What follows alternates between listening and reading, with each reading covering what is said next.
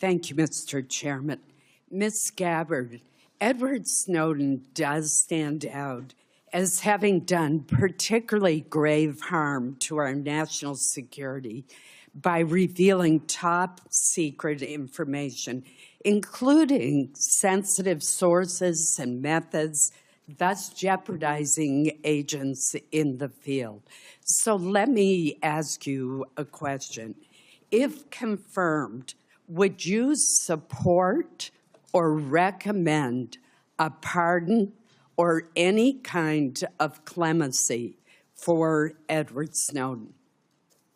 Thank you for the question, Senator Collins. If confirmed as the Director of National Intelligence, my responsibility would be to ensure the security of our nation's secrets and would not take actions to advocate for any actions related to Snowden. So the answer is no. Is Correct. that correct?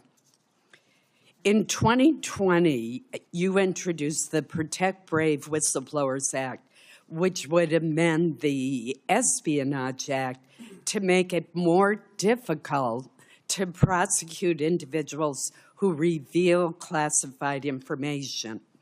In particular, the bill would allow individuals to disclose even top secret information as long as it's not done with the specific intent to injure the United States or advantage any foreign nation. Your bill would also have created an affirmative defense if public disclosure of classified information were made for several reasons, one of which was to expose gross waste of funds. I strongly oppose this legislation, which would hamper our ability to prosecute people who give our adversaries classified information. So let me ask you this. Ms. Gabbard, do you still support providing individuals who have access to top secret information with the ability to make their own decisions regarding whether that information should be publicly disclosed, even though disclosure may cause tremendous harm to our country or our allies?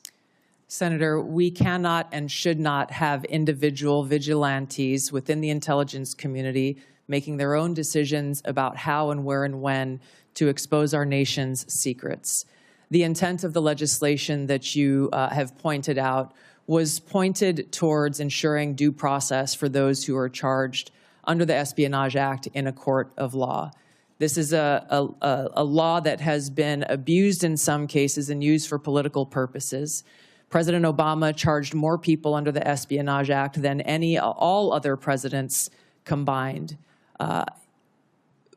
If confirmed as the Director of National Intelligence, my sole focus and goal would be our nation's security, which includes ensuring the security of our nation's secrets. And I would work to make sure that we don't have any disclosures or vigilantes taking it upon themselves.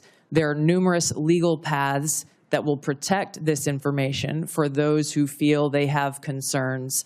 And I look forward to working with you and this committee on making sure that those protections are known by every single person in the workforce and effectively implemented. So you do not support allowing individuals to make their own decisions without authorization to disclose secret information, classified information? Yes, and I believe we have the legal structure in place for those who have concerns to address them.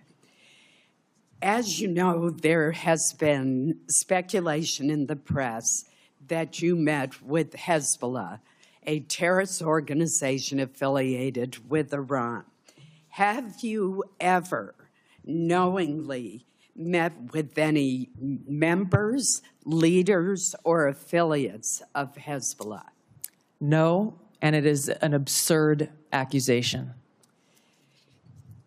Let me ask you one final question in the short time we have left. With Hamas, ISIS-K, the Houthis, all the Iranian proxies in Syria and Iraq, Yemen, and al-Qaeda all posing general resurgences in the Middle East, Africa, and Central Asia. I'm alarmed at the lack of focus by the IC on this threat to our safety. We don't want to have to call you back to this room after a terrorist attack and ask, how did the IC miss this?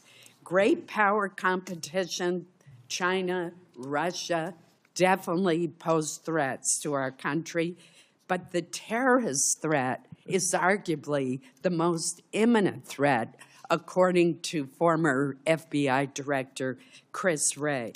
If confirmed, what would be your strategy to refocus the IC on the terrorist threat to our country and to Americans abroad?